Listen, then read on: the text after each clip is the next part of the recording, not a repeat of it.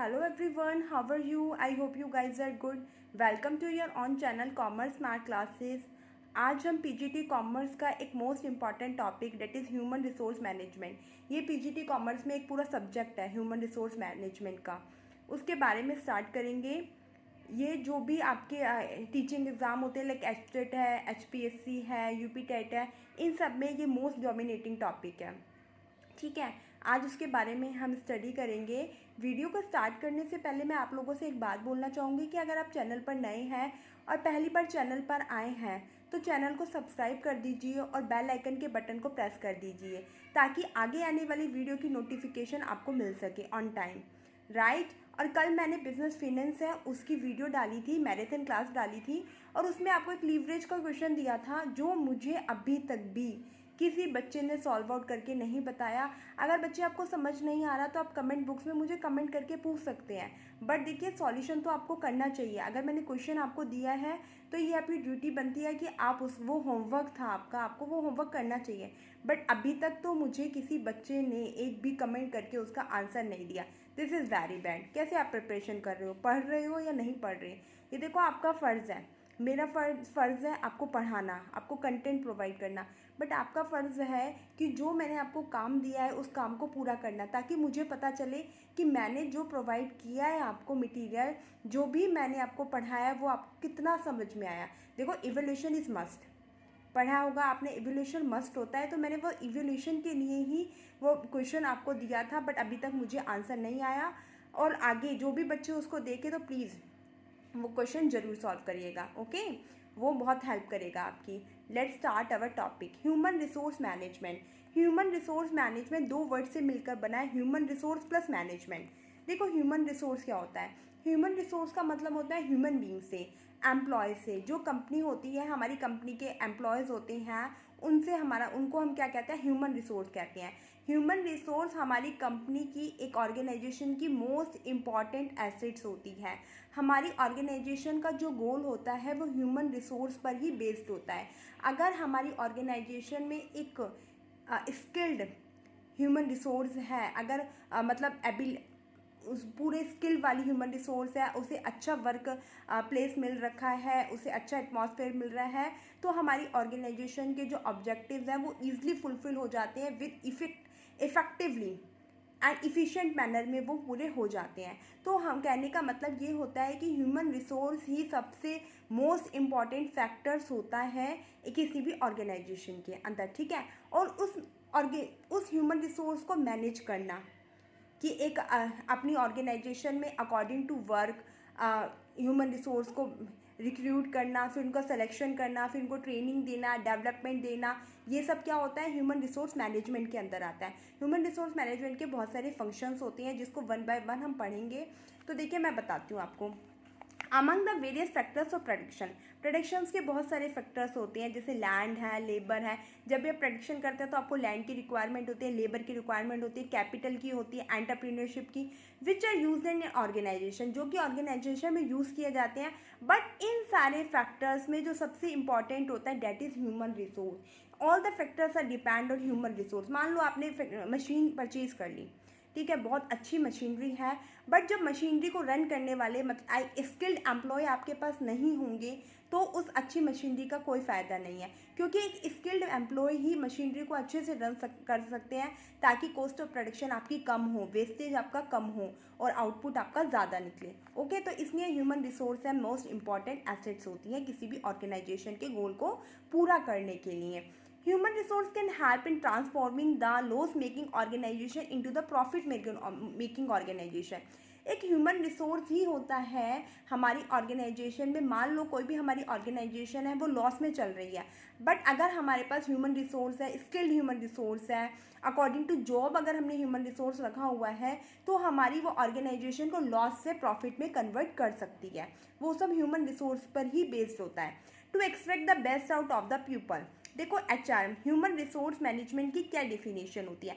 It is the process. ये क्या है? प्रोसेस है, प्रक्रिया है। ह्यूमन रिसोर्स मैनेजमेंट एक प्रोसेस होता है of acquiring, developing and maintaining competent workforce to achieve the goals of an organisation in an effective and efficient manner. देखो क्या है, ये एक प्रक्रिया होती है एक्वायर करने की, ह्यूमन रिसोर्स को प्रोक्योर करने की, उनको अपनी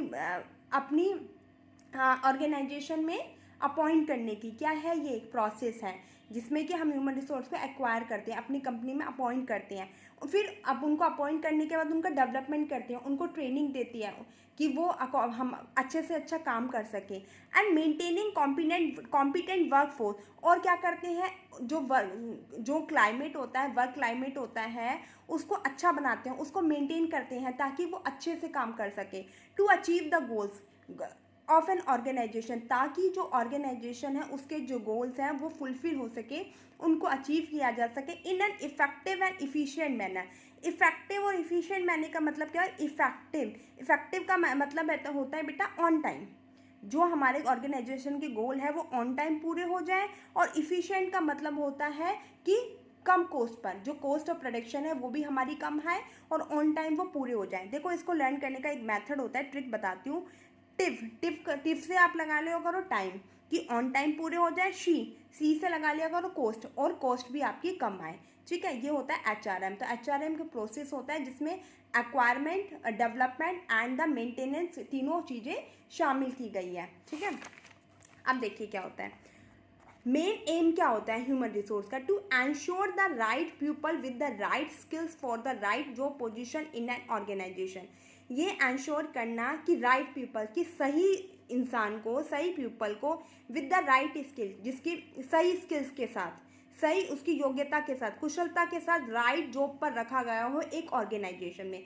मान लो जैसे हमारे ऑर्गेनाइजेशन में अलग अलग डिपार्टमेंट होता है, सब डिपार्टमेंट में अलग अलग एम्प्लॉयज़ होती है, उनकी क्वालिफिकेशन, उनकी स्किल एबिलिटी सबकी अलग अलग होती है।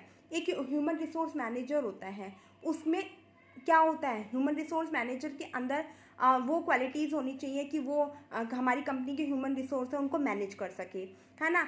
ऐसे एक हम अलग तीन होते हैं, एक टॉप लेवल के मैनेजमेंट होते हैं, लो लेवल मैनेजमेंट होते हैं, ऑपरेशनल होते हैं। तो सबके लिए अलग अलग क्वालिटीज़ होती हैं और सब अपनी क्या होनी चाहिए, पोजीशंस के अकॉर्डिंग, जो उनको जॉब पोजीशन मिली होनी चाहिए उसके अकॉर्डिंग वो एबल्ड होने चाहिए, उनमें उसके अकॉर्डिंग, अपनी जॉब के अकॉर्डिंग क्या होनी चाहिए, स्किल होनी चाहिए। तो इस चीज़ को इंश्योर करना कि सही लोगों को ही हमने सही जगह पर प्लेस किया हुआ है या नहीं किया हुआ, उसे हम ये किसका काम होता है? ह्यूमन रिसोर्स मैनेजमेंट का। ह्यूमन रिसोर्स मैनेजमेंट के फंक्शंस, इसमें ह्यूमन रिसोर्स मैनेजमेंट में कौन कौन से फंक्शन को शामिल किया गया है?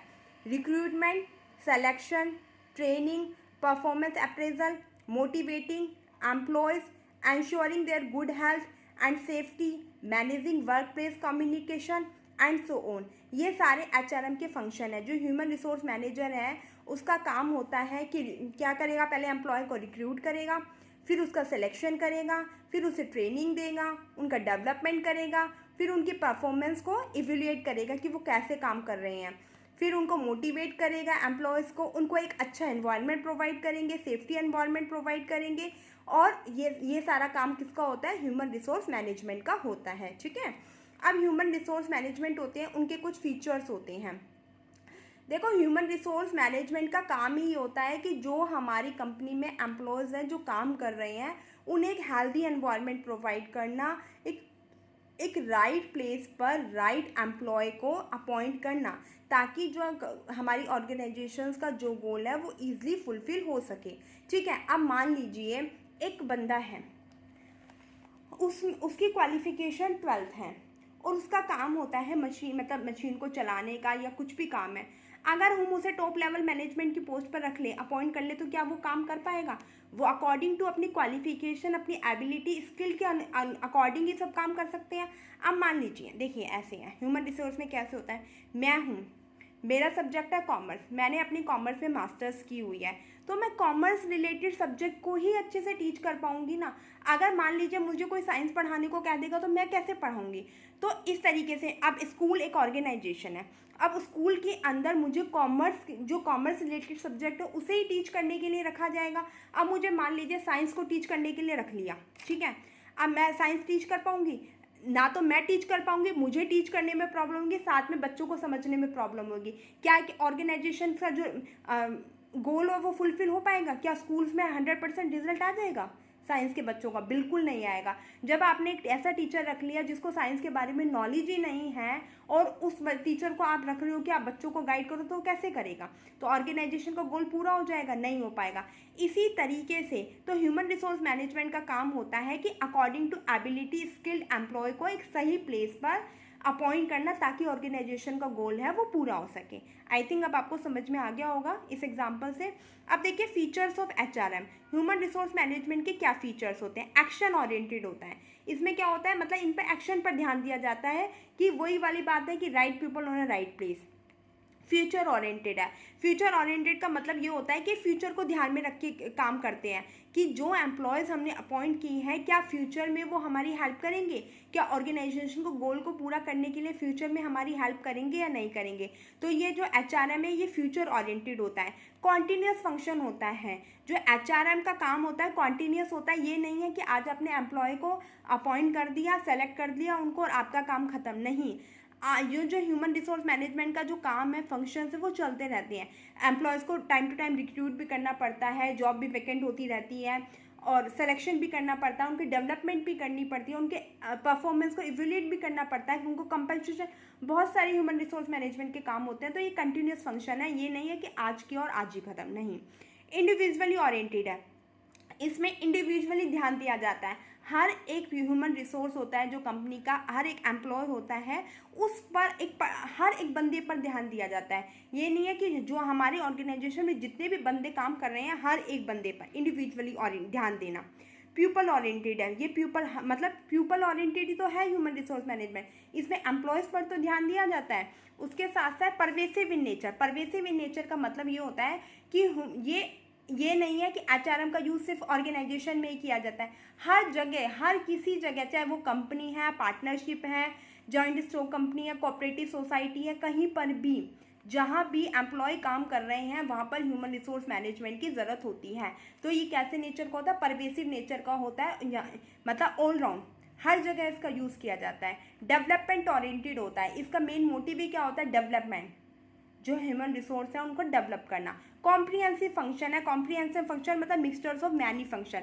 इसके अंदर बहुत सारी फंक्शंस को इंक्लूड किया गया है, like recruiting, selecting, training, development, बहुत सारी फंक्शंस को इसके अंदर इंक्लूड किया गया, so that it is a comprehensive function. ये कैसा फंक्शन है? कॉम्प्रिहेंसिव फंक्शन है। अब देखिए स्कोप ऑफ एचआरएम। एचआरएम के क्या स्कोप है? ह्यूमन रिसोर्स मैनेजमेंट की क्या स्कोप है? इसके स्कोप को 3 कैटेगरी में डिवाइड किया गया, पर्सनल एस्पेक्ट से, वेलफेयर एस्पेक्ट से और इंडस्ट्रियल रिलेशन एस्पेक्ट से। पर्सनल मतलब एक इंडिविजुअल एस्पेक्ट से क्या होते हैं, वेलफेयर उनके कल्याण से कि तुम उनको मतलब पर्सनली उनको ध्यान देके और साथ साथ उनके मतलब एक्स्ट्रा उनको सुविधाएं दिया जाए, एक्स्ट्रा फैसिलिटी दी जाए।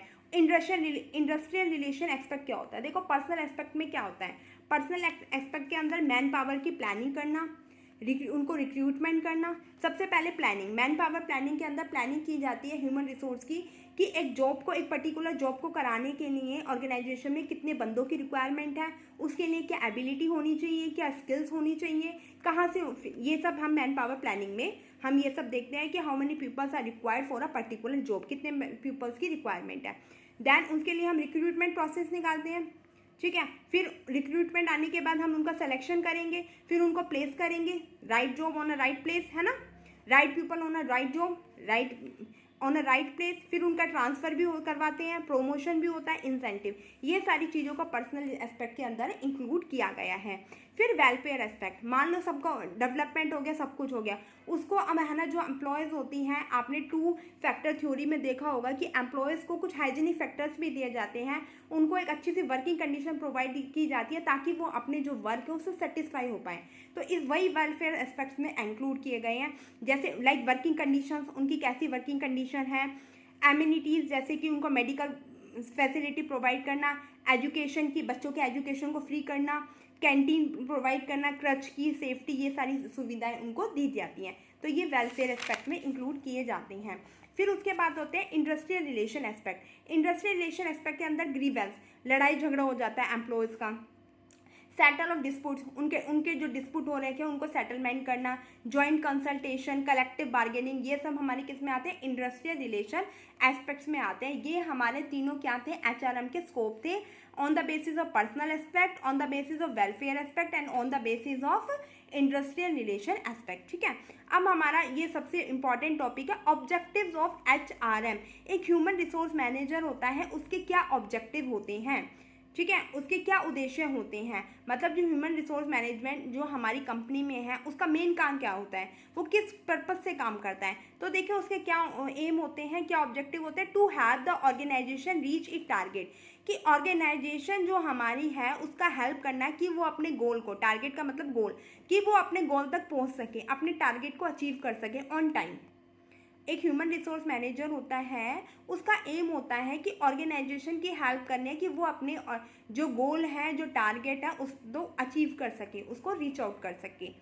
To utilize the skills and abilities of the work force efficiently and effectively, जो स्किल्स हैं, एबिलिटीज़ हैं एम्प्लॉयज़ की, उनका ठीक ढंग से यूटिलाइजेशन करना ताकि इफेक्टिवली और इफिशिएंटली काम को पूरा किया जा सके। ठीक है, to acquire well trained and well motivated employees, अपनी ऑर्गेनाइजेशन में एक वेल ट्रेंड, जो अच्छी तरीके से ट्रेंड हो, अच्छे वेल मोटिवेटेड एम्प्लॉयज़ को एक्वायर करना, उनको रखना।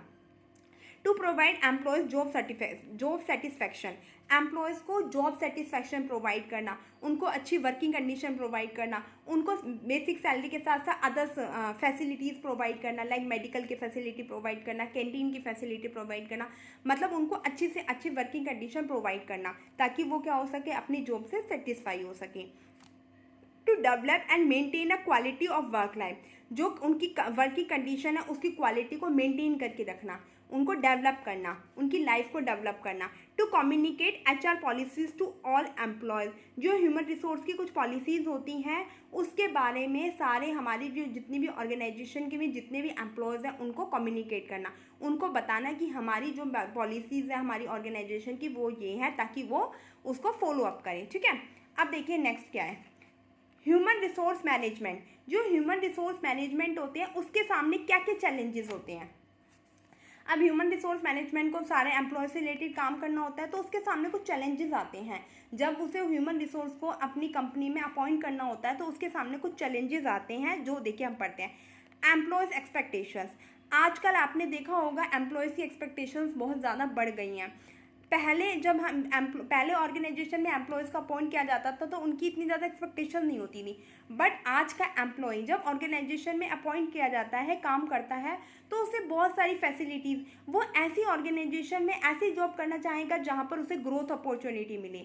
ठीक है, तो एम्प्लॉयज़ की एक्सपेक्टेशन बढ़ गई है, जिसकी वजह से ह्यूमन रिसोर्स को, मतलब एक अच्छे ह्यूमन रिसोर्स को अपॉइंट करना बहुत मुश्किल हो गया है। कंपोजिशन ऑफ वर्कफोर्स, जो वर्कफोर्स है उसके कंपोजिशन, ये भी एक क्या है, एक ह्यूमन रिसोर्स के साथ बहुत बड़ा चैलेंज है। साइज ऑफ एम्प्लॉयज़ का साइज, अब है ना, देखियो हमारी ऑर्गेनाइजेशन है, मान लो एक बड़ी ऑर्गेनाइजेशन है, बिग ऑर्गेनाइजेशन है जिसमें 200 या 300 एम्प्लॉयज़ की ज़रूरत है। अब साइज तो बढ़ गया, उन एम्प्लॉयज़ को रिक्रूट करना, प्रोसेस सिलेक्शन करना बहुत बड़ा लेंथी प्रोसेस होता है, और फिर उसके साथ साथ चलो ठीक है, उसके साथ भी एक वेल ट्रेन्ड एम्प्लॉयज़ को अपनी ऑर्गेनाइजेशन में अपॉइंट करना, ये एक बिग टास्क होता है ह्यूमन रिसोर्स मैनेजमेंट के सामने, ये भी एक बहुत बड़ा चैलेंज है। चेंजेस इन टेक्नोलॉजी में चेंज आ रहा है, जिसकी वजह से क्या ह्यूमन रिसोर्स है, जो हमारे मान लो ऑर्गेनाइजेशन पुरानी है, कंपनी में एम्प्लॉयज़ बहुत पुराने हैं, बट टेक्नोलॉजी में चेंज आ गया, तो अब उन टेक्नोलॉजी के अकॉर्डिंग उनको काम को सिखाना, उनको ट्रेनिंग देना, तो ये भी एक चैलेंज है।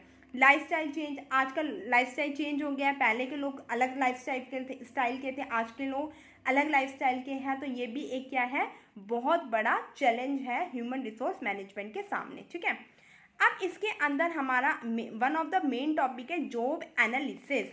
जॉब एनालिसिस का मतलब होता है जॉब का विश्लेषण करना। जॉब का विश्लेषण करने का मतलब है कि जॉब का इन्वेस्टिगेशन करना, कि जो जॉब है पर्टिकुलर, उसके अंदर क्या काम करना है, क्या क्या टास्क परफॉर्म करने होंगी, क्या क्या ड्यूटीज़ होंगी, क्या क्या रिस्पॉन्सिबिलिटीज़ होंगी जो फुलफिल करनी होंगी।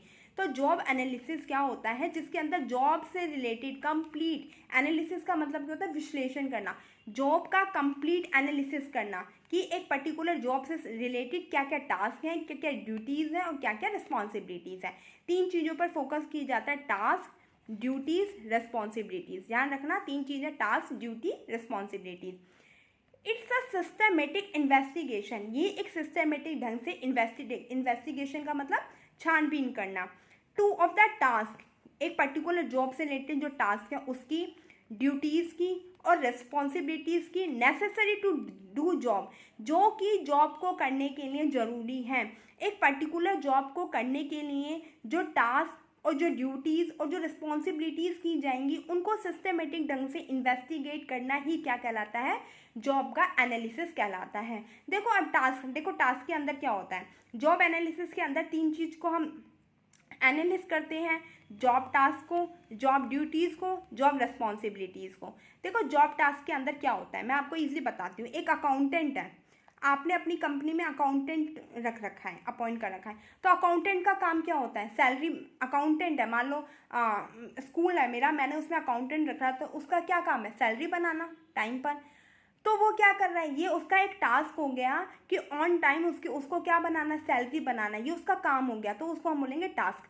It is an identifiable work activity carried out for a specific purpose, एक पर्पस के लिए जो काम किया जाता है उसको आइडेंटिफाई करना क्या कहलाता है, जॉब टास्क कहलाता है। जैसे एक अकाउंटेंट का काम हो गया सैलरी को बनाना, एक आइडेंटिफाई, एक वर्क एक्टिविटी की गई क्या, सैलरी बनाना, एक पर्टिकुलर उसे वर्क दिया गया अकॉर्डिंग टू देयर जॉब, उसकी जॉब के अकॉर्डिंग कि भाई तुम्हारी जॉब अकाउंटेंट की है तो तुम्हारा काम क्या है, सैलरी बनाना, तो this is a job task, ठीक है। जॉब ड्यूटीज़ क्या होती है, जॉब ड्यूटीज़ होती है जिसमें सेवरल टास्क इन्वॉल्व होते हैं। जॉब ड्यूटीज़ के अंदर बहुत सारे टास्क को इन्वॉल्व किया जाता है। लाइक अकाउंटेंट, हमने अकाउंटेंट है वो अपनी कंपनी में अपॉइंट कर रखा है, अपनी ऑर्गेनाइजेशन में रख रखा है, तो वो खाली सैलरी नहीं बनाएगा, सैलरी के अलावा भी बहुत सारे काम होते हैं।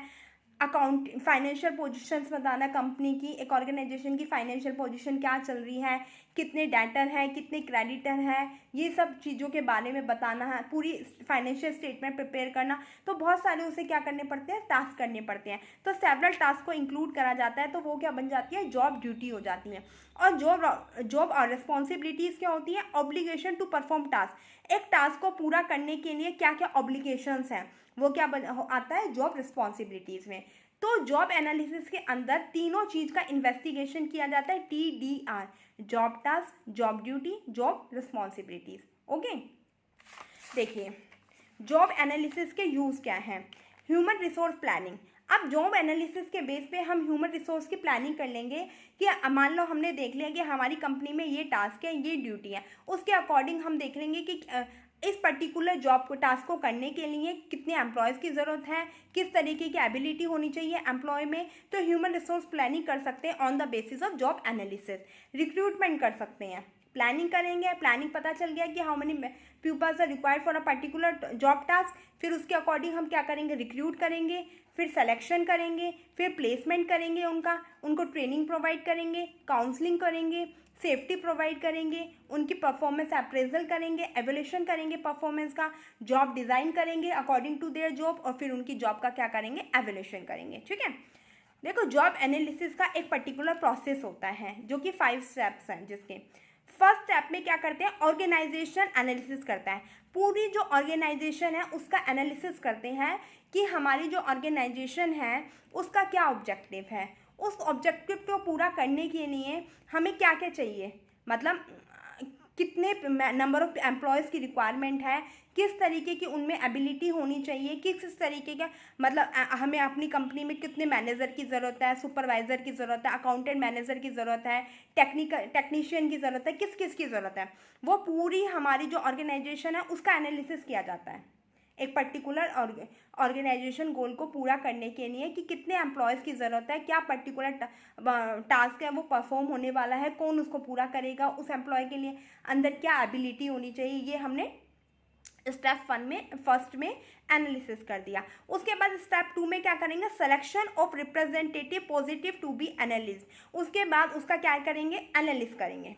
जो हमने पूरा अपनी ऑर्गेनाइजेशन का एनालिसिस करा उसके बाद हम पर्टिकुलर जॉब का एनालिसिस करेंगे, पर्टिकुलर जॉब का एनालिसिस करेंगे। मान लो हमने अकाउंटेंट की जॉब है, हमने ये कर दिया कि अकाउंटेंट की ज़रूरत है, इतने मैनेजर की, इतने सुपर, तो पर्टिकुलर जॉब का अब अकाउंटेंट के लिए कितने मेंबर्स की रिक्वायरमेंट है, कितने एम्प्लॉयज़ की रिक्वायरमेंट है, उनमें क्या होना चाहिए, ये सब हम स्टेप नंबर 2 में करेंगे। फिर स्टेप नंबर 3 में हम collection of job analysis data. आप क्या करेंगे, जो हमने जॉब का एनालिसिस कर दिया उस डाटा को हम कलेक्ट करेंगे, ठीक है।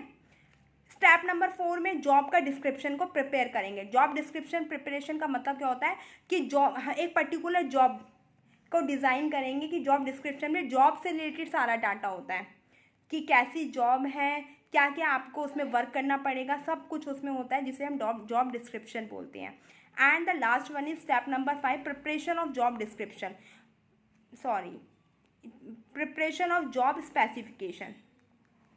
पहले जॉब को डिस्क्रिप्शन करना जाता है, उसके बाद एक पर्टिकुलर जॉब को परफॉर्म करने के लिए एम्प्लॉय में क्या क्या एजुकेशन होनी चाहिए, क्या क्वालिफिकेशन होना चाहिए, कितना एक्सपीरियंस होना चाहिए, क्या एलिजिबिलिटी क्राइटेरिया होगा, वो जॉब स्पेसिफिकेशन के अंदर दिया जाता है। देखो जॉब डिस्क्रिप्शन के अंदर जो जॉब से रिलेटेड सारा वो होता है कि एक पर्टिकुलर जॉब को करने के किस तरीके की जॉब है, ठीक है, क्या उसमें एनवायरनमेंट होगा, किस तरीके का, सब जॉब से रिलेटेड होता है। और जॉब स्पेसिफिकेशन में होता है कि एक पर्टिकुलर जॉब को करने के लिए एम्प्लॉय के अंदर क्या क्वालिफिकेशन होना चाहिए, क्या एलिजिबिलिटी होनी चाहिए, ये सब क्या होता है जॉब स्पेसिफिकेशन में आता है। Getting my point. अब हम पढ़ेंगे methods of collecting job analysis data. अब आपने पढ़ा था स्टेप 3 में कि जॉब एनालिसिस डाटा है उसको कलेक्ट किया जाता है, तो उसको कलेक्ट करने के कुछ हमारे पास क्या होते हैं, मेथड्स होते हैं। कैसे, इंटरव्यू, जो हमारे जॉब होल्डर्स होते हैं उनका इंटरव्यू लेके भी हम क्या कर सकते हैं, जॉब एनालिसिस डाटा को कलेक्ट कर सकते हैं। एक्सपर्ट्स, जो सीनियरिटी होती है कंपनी में, ऑर्गेनाइजेशन में सीनियर एम्प्लॉयज़ होते हैं, उनसे डिस्कशन करके भी हम क्या कर सकते हैं, डाटे को कलेक्ट कर सकते हैं। डायरी मेथड्स होते हैं, हर कंपनी में आपने देखा होगा डायरी मेंटेन करनी पड़ती है हर एम्प्लॉय को, ठीक है, जिसे लॉग बुक कहते हैं, तो उसके थ्रू भी हम डाटा को कलेक्ट कर सकते हैं। जॉब परफॉर्मेंस के अकॉर्डिंग भी कर सकते हैं। पर्सनल ऑब्जर्वेशन, मतलब हर एक इंडिविजुअल से अलग अलग पूछ सकते हैं कि भाई इस जॉब को परफॉर्म करने के लिए क्या क्या चाहिए, तो पर्सनल ऑब्जर्वेशन भी कर सकते हैं। क्वेश्चनेयर मेथड, क्वेश्चन पूछकर भी हम डाटा को कलेक्ट कर सकते हैं, ओके। उसके बाद हमारा आता है जॉब डिस्क्रिप्शन।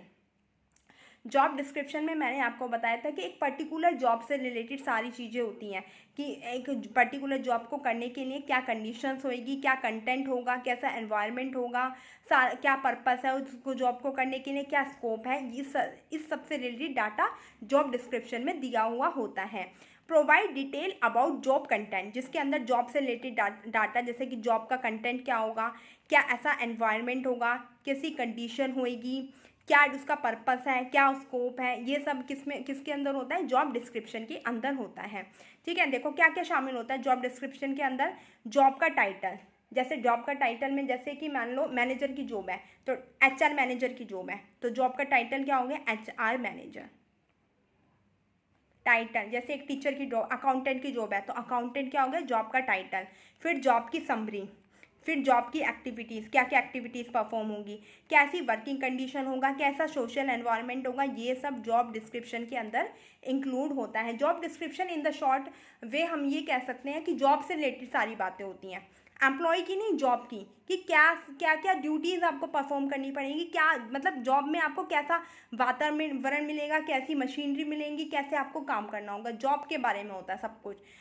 देखो इसका पर्पस क्या होता है, to differentiate the job from other job, कि एक जॉब को दूसरी जॉब से क्या करना, डिफ्रेंशिएट करना, इसका मेन पर्पस होता है, ठीक है। उसके बाद आता है हमारा जॉब स्पेसिफिकेशन। जॉब स्पेसिफिकेशन में क्या होता है, human skills needed for satisfactory job completion. अब उस जॉब को अच्छे तरीके से, सेटिस्फैक्ट्री तरीके से पूरे करने के लिए किसकी ज़रूरत होती है, ह्यूमन स्किल्स की ज़रूरत होती है। मान लो आपने जॉब डिस्क्रिप्शन में जॉब दे दी कि हमें इस तरह की जॉब है हमारी कंपनी में, अब वो जॉब को पूरा कौन करेगा, ह्यूमन रिसोर्स करेगा, तो उनके लिए क्या होनी चाहिए, उस जॉब को एक अच्छे से सेटिस्फाइड ढंग से पूरा हो, इसके लिए किसकी ज़रूरत होती है, ह्यूमन स्किल्स की ज़रूरत होती है।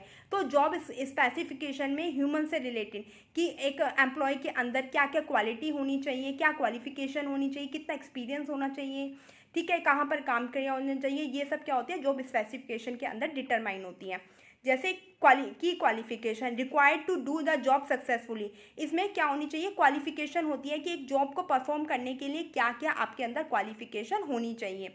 देखो इसके अंदर क्या क्या एट्रीब्यूट्स को शामिल किया गया। Important attribute of a person in terms of education, कि क्या एजुकेशन होनी चाहिए, कितना एक्सपीरियंस होना चाहिए, क्या स्किल होनी चाहिए, क्या नॉलेज होनी चाहिए एम्प्लॉय में, क्या एबिलिटी होनी चाहिए एक पर्टिकुलर जॉब को पूरा करने के लिए एक एम्प्लॉय के अंदर कितनी एजुकेशन, कितनी एक्सपीरियंस, कितना स्किल, कितनी नॉलेज, क्या क्या होना चाहिए, ये जॉब स्पेसिफिकेशन में गिवन होता है। और जॉब डिस्क्रिप्शन के अंदर क्या जॉब का कंटेंट होगा, क्या टाइटल होगा, क्या समरी होगी, क्या एक्टिविटीज़ होगी, कैसा एनवायरनमेंट होगा, ये सब जॉब डिस्क्रिप्शन में गिवन होता है। मीन्स तो सिर्फ जो जॉब एनालिसिस होते हैं उसे दो कैटेगरी में डिवाइड किया जाता है, जॉब डिस्क्रिप्शन में और जॉब स्पेसिफिकेशन में। ओके, आज हम अपनी कंटेंट को यहीं पर वाइंड अप करते हैं। अगर वीडियो को अच्छी लगे तो please like share and subscribe जरूर कीजिएगा ताकि आगे आने वाली वीडियो की नोटिफिकेशन आपको मिल सके। अभी बहुत सारा सिलेबस आपका बाकी है, ऑन टाइम पूरा हो सके, इसलिए देखो मुझे भी मोटिवेशन की ज़रूरत है।